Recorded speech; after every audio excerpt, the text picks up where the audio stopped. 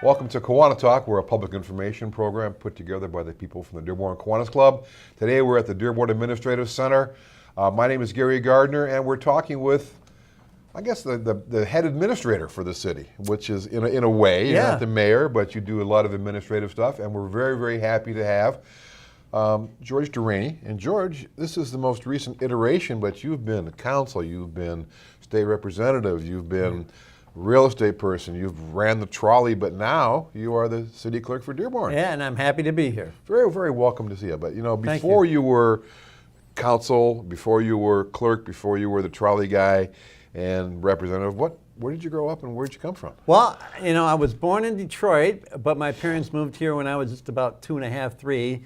So I consider myself a lifelong resident of Dearborn. You qualify as a lifer. Long time. So, but I went to way back when St. Martha's School was around, right across from Oakwood Hospital. So I went there for grade school, then Stout Junior High, and Edsel Ford High School. Then I went to U of M Dearborn and graduated with a degree in economics.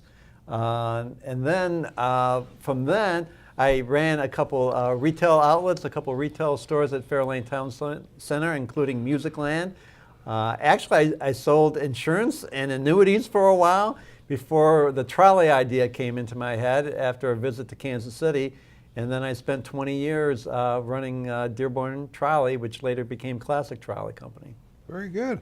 So Dearborn has been part of your heart and your soul. Oh yeah, absolutely. And you were state representative. What was it like trucking up to Lansing every day? But it wasn't every day. Well, it was basically 3 days a week unless we had a conference or committee meetings on Mondays and Fridays, but it was typically Tuesday, Wednesday, and Thursday. And I really enjoyed the ride, and it gave me a chance to clear my head and to think about what was coming in the day ahead of us, because it was about an hour and 15, hour and a half drive. In my first 2 years, actually, I rode with Representative Bob Constant, and he was kind of mentoring me on my way there and on my way home. So for my first 2 years, I got to share a ride with Bob and learned from him my first 2 years. And then the second 2 years, I drove by myself. And then I got to admit, those last 2 years were a little bit tough because you knew that your time was up because of term limits.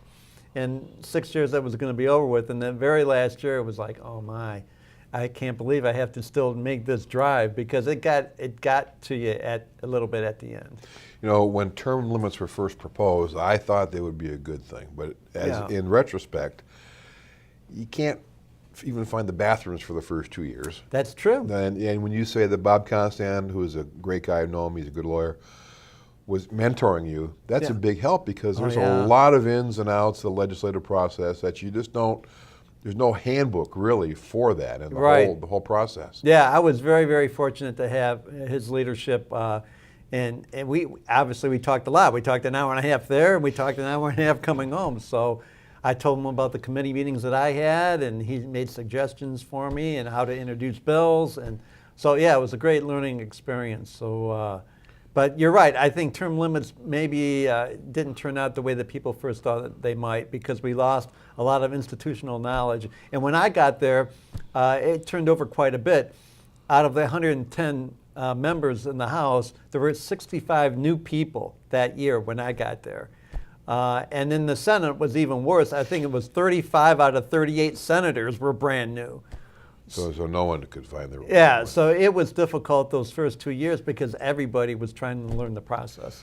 But it's still a legislative process. It's kind of like city council, too, in a way.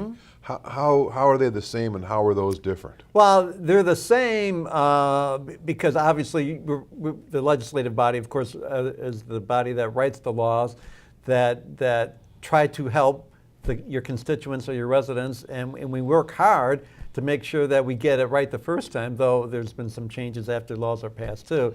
And it's also the same in that there's a lot of bureaucracy involved. And so things don't move as quickly as sometimes you would like it, because it has to go through a few different channels and to the executive branch to decide if those laws are actually going to be passed or not. The big difference, though, from what you just said, 110 members of the House. Yeah. And council is a much smaller number. Right. Do you think that as a council member you had a better picture of the whole city's operation than maybe the slice that you got from your committees and things like that Yeah. as state rep. Yeah, I would say that would be very, very true. And also the fact that the city council is not elected by partisan, right? It's so we had Democrats and Republicans that were arguing different points of view, where on the council, we weren't arguing points of view based on party, we were just arguing points of view based on your gut and what you felt was best. So with all that experience and the administrative thing, what possessed you to run for city clerk?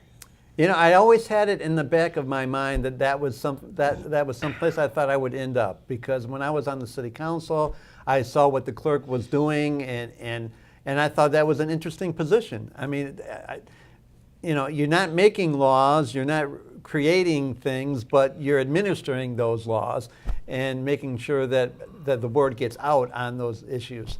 So I thought that was a very important position to have, and I thought that maybe one day, someday, that's where I might end up, and it turned out that way. And this may sound bad, but George, tell me, what does the clerk do? I have I have an idea, but really, what does the city clerk do? It's funny you ask, because I was asking that same question. But again, as a council person, I pretty much knew what our clerk was doing and what was the operation of the office. There's a lot of different parts of it. One part of it, and one of the most important parts of it, of course, is the elections themselves, making sure that we get people registered to vote, as many people that we can, because the more people that vote, the more representation that the city has when they vote for their elected officials. So my job is to spread the word on how important it is for people to vote and to get registered to vote. And we've done a pretty good job here in Dearborn. We have over 63,000 registered voters now, which is closing up to about 90% of the people that could be registered to vote are registered to vote. So the next thing to do is to get those people that are registered to vote to actually go out to vote, because those numbers are quite low. But that's one part of it, running elections, making sure that they run smoothly and accurately, of course. Another part is we do a lot of birth certificates and death certificates. And people come to our office probably, believe it or not, we're either number 1 or number 2 in the whole state of Michigan for the number of birth and death certificates that we have requests for. Yeah, that's a good thing about our hospitals, or a bad thing about the hospitals, I'm not sure. Yeah. good thing for the births. Yeah. No, I'm just kidding. Because We do almost 3 times as many birth certificates as death certificates. And when I went to Detroit recently, because I had to get a birth certificate for myself, I asked how many they do. And when I told them we do approximately 5,000 birth and death certificates a year, they go, "You might do more than we do." Because that's really pretty close. I talked to other cities, and they thought that they were high at 2,000 or 2,500, but we really do a lot here. I mean, it's a big thing for us. So that's another part of our office, is making sure that we do that. Of course, we handle a lot of other licensing issues too, dog licenses and dog park licenses, and now we also do permits for garage sales and estate sales. Those are really busy all year round too, because we do estate sales as well as garage sales. So let's circle back through on a couple of those things. Back to the elections for a second. Yep. For a little bit. The election process is a fundamental right, constitutional right. Mm-hmm. It's a great thing, and I laud you for trying to get people out there to vote. How many places can people go to vote? Where should they go to vote? Because people don't always realize it's where do I have to go? What IDs do I have to bring? All type of things. How does that work? Well, it's interesting, because things have changed a little bit about what you need to vote and what you need to bring to vote. Because in the past, people used to bring their voter card. And we still send out voter cards to people after they become a registered voter. And you get one in the mail, and it'll tell you what precinct that you go to and what the address is, and the school or the location it is. But you really don't need that voter card to vote. And before, you just showed your voter card, and that would be it. But now you have to sign an affidavit saying that you know that you are who you are, and you have to have a driver's license or a state ID scanned. But we cannot hang anything on the wall that says we need to see your driver's license or state ID to vote, because that's not true anymore, because now you can sign an affidavit saying, I don't have my license with me, I don't have my state ID with me, but I am who I say I am. And we still have to give you a ballot. That's a provisional ballot, though. Yeah, right? it's a provisional ballot. Making sure that they're that. Yeah, that's a good, and that's an important thing. And what's really, to me, it's kind of sad because people say, well, I'll wait to the general election where my vote is important, but about a third or less than half of the people who vote in the general election are the ones who vote in the primary. And that's where you get to pick the candidates. Exactly. Yeah, because we don't know who's going to be on the November ballot, but you get to choose those going to be on the November ballot in August. So that's the most important one. But unfortunately, yeah, you're right. It's not as bad. Well, I'll give you a good example. In our last election in 2018, we had roughly 20,000 people that voted in the primary, and we had over 33,000 that voted in the general. So the people in the primary actually got to shape the actual ballot, and the people who showed up only in November, yeah, they were kind of left with not the dregs, but with the final two in a lot of right, cases, instead right. of having 5 or 6 people to choose from on the Democratic and Republican side for governor, you only had one or the other in November. One of the things, too, we talked about before we went on is that Dearborn has ballots that have paper ballots. Yeah. So if there was ever a question, you can go back and do a manual recount. And the system seems to work pretty good, the way that the machines work, and there's... Yeah, we're not 100% happy with the new machines that we have. We had a meeting with the Wayne County clerks just a couple days ago to talk about some of the problems we've had. Knock on wood, Dearborn did okay. Most of the people that worked the elections that day were done and completed, and all of our information was sent to Wayne County by around 10:30-ish, which is not too bad. I always strive to get done at 9, but 10:30. Well, the polls close at 8. Yeah, And so that's quick to get it done by 9. But when you work at the polls, you send electronically, before you leave, the information to Wayne County. So even before they come back here, that information should be at Wayne County already, because of electronically there's a flash drive that gets sent right to them. But when I'm talking to these other cities, most of them finish between 2 and 6 a.m. because of problems with the machines breaking down, and they didn't have any backups. Luckily, I thought it was important when I got here to have backup machines. So we have 3 backup machines. We have 48 precincts, but we've got 3 extra machines just in case any of those go down. Because then if we have to call somebody, it's an easy fix to take out one tabulator and put in another one, rather than calling for a repairman to come and fix it. Right, well, that's a big call that night. Oh, it's huge. Yeah, so. Yeah, it's huge. And it's the same company that's responsible for all 43 communities in Wayne County. So And they don't have the personnel to cover that. I always thought that some of the places like Broward County, Florida, they don't get their votes in because they need to see how many they need to fill in after the polls close, Right. so they can get their candidates over the top. And I tell you, when you don't have quick results, then the speculation Right. comes up. Like, why aren't they telling us what the totals are? What's going on? Are they waiting to do something with the ballots to make them come out the way that they want them to make them come out? And it's most of the time, it's only because the machines have malfunctioned and we have to get them fixed. And one of the things people need to understand too is if you are at the polls, you need help. Yep.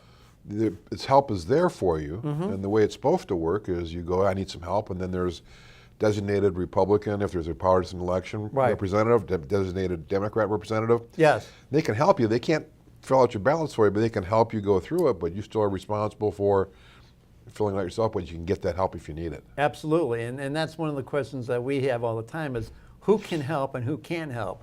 There can't be somebody stationed there helping everybody, because that's not what it's meant to be. It's meant to be a family member or a close friend. Actually, they sometimes say it has to be somebody living with you or a neighbor that can help you with it, but not just anybody off the street saying, yeah, I'll help you. Right. Because then you don't know if what's there's going going to happen. Yeah. So, well, we're going to continue our discussion with our city clerk, George Darany, after this word from Kiwanis, put together by some of the students at Dearborn High for us. Don't go away. We'll get back into some more of the clerking stuff. That's right. Very good.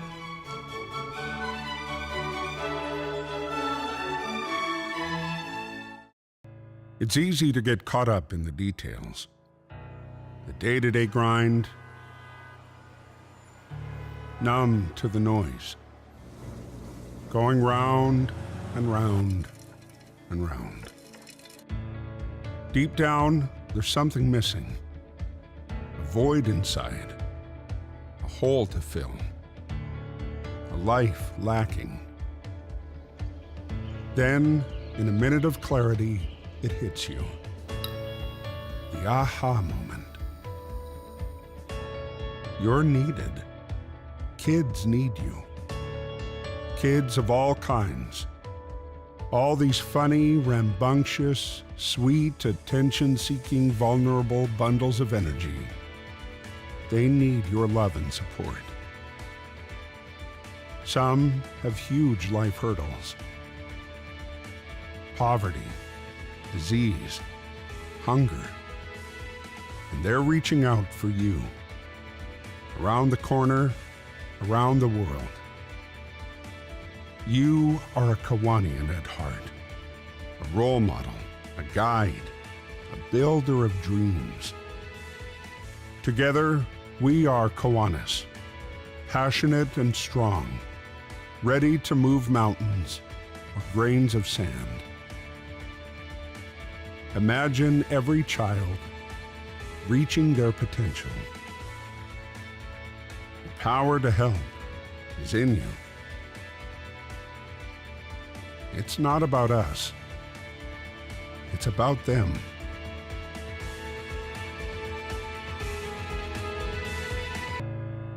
Do you hear the call? Kids need Kiwanis. Kiwanis needs you.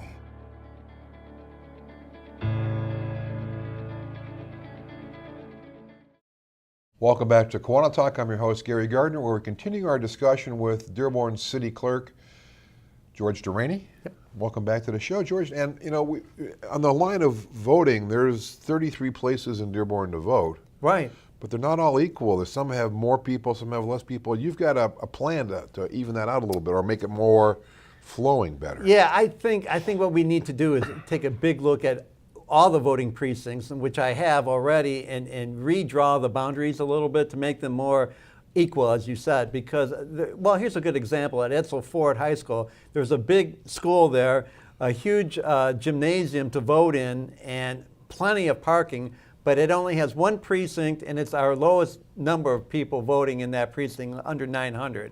And so that doesn't make any sense at all for a big school and a big parking lot.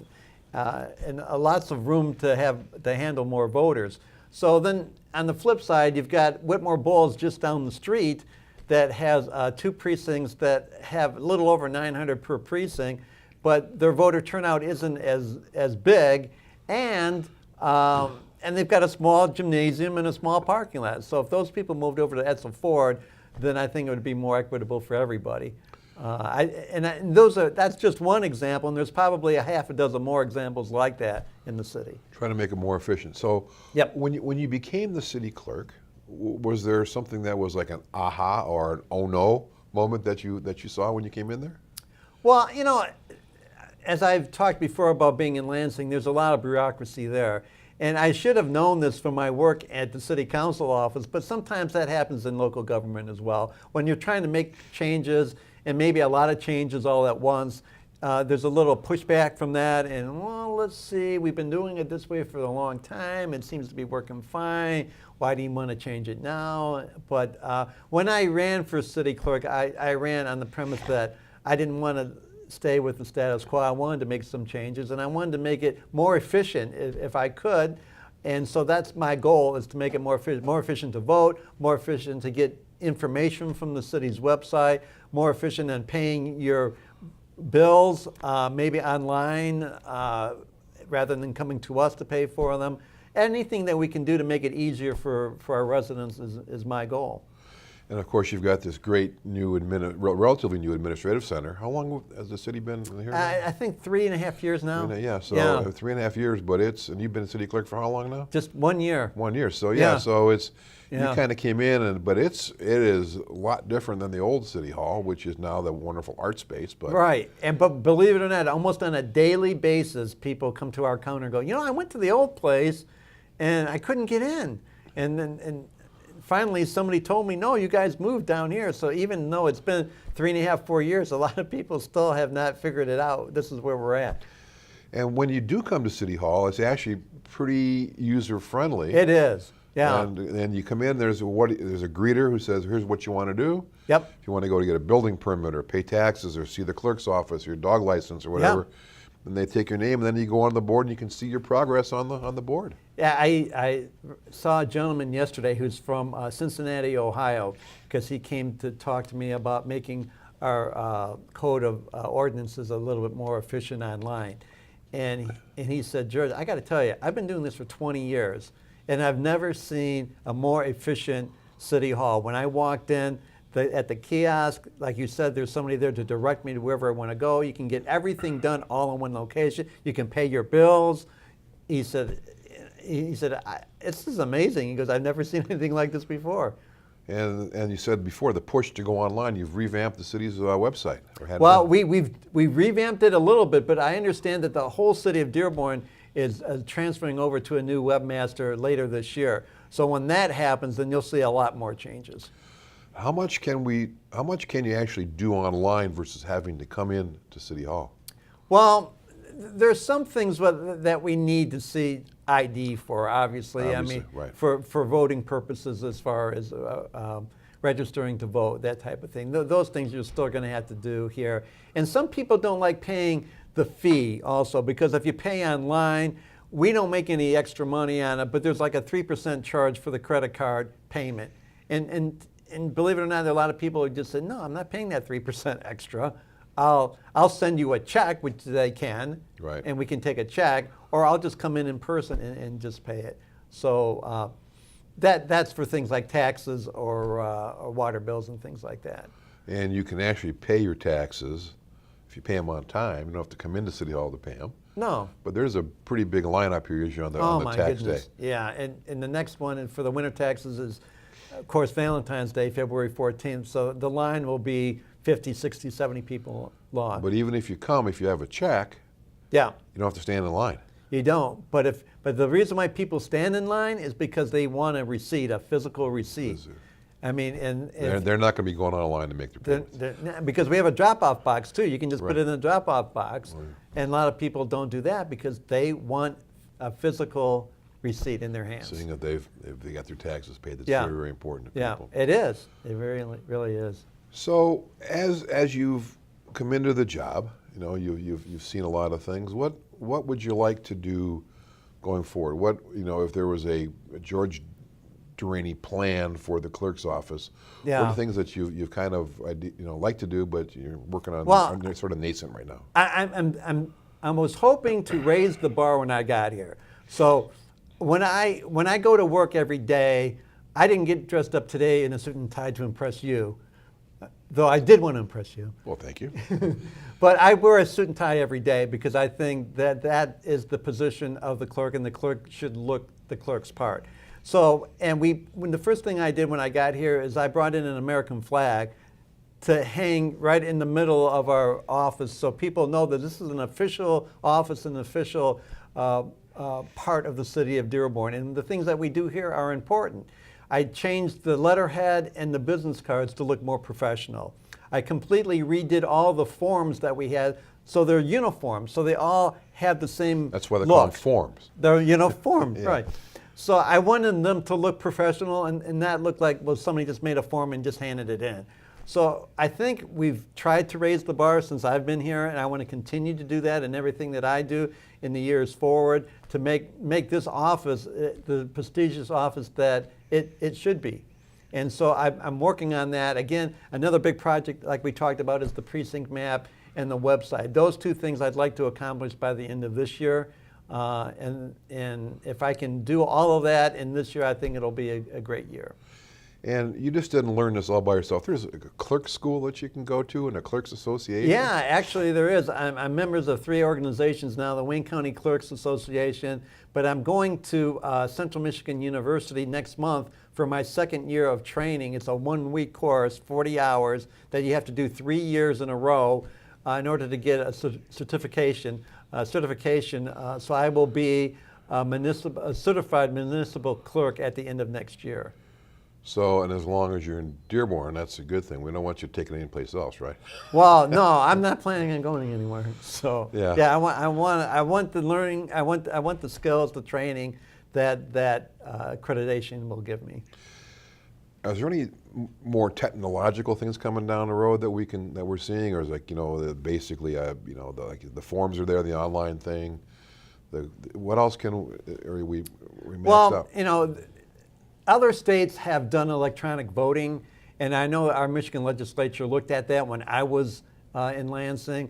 I don't know if they're going to revisit that in the next year or two, but that's something that would be pretty exciting if that did happen, where that you could actually vote online and wouldn't even have to go to a polling location or vote absentee. You would vote online. Right. The security issue is still a question for some people, but it doesn't seem to be an issue in California, so maybe we can use some of their technology and bring that here. My daughter remarked about that. She went to vote electronically, and she put down one party vote, and then it switched over to the other party as it registered. And so that's maybe why they like to vote electronically in California. Ah, interesting. But I have heard, though, like things like the blockchain, where it's a super secure type of thing that people could vote by electronic means, and that would seem to... And I know, talking to our former Secretary of State, Ruth Johnson, she told me many times that the security that the state of Michigan has is one of the best, and a lot of cities were coming to her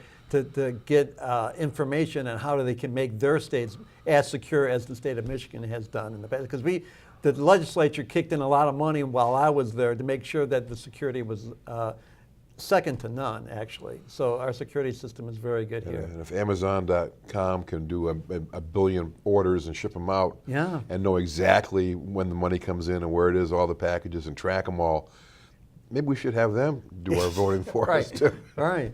It can be done. It's just the will or the priority of the legislature to see if that's what they really want to do. And I understand you've had some happy news in your life too. You just took a long walk down a short aisle. Yes, I did. I got married on November 10th to my lovely wife Maria, and I'm very happy about it. It's my first marriage, and I tell people kiddingly that I held out as long as I could. But when you find somebody that's your lifelong partner, and you believe that to be true, then you have to make the move, and I did. Well, congratulations Very on happy that. about that. Congratulations on being the city clerk for Dearborn. Thank you. Glad to see you, and let's get back together in a little while, see how some of those plans are coming along. I'd love to. See how the blockchain's coming for us. I like it. George Darany, city clerk for the city of Dearborn, thank you very much. Pleasure. Thank you for watching KiwaniTalk. We'll see you next time. Bye-bye.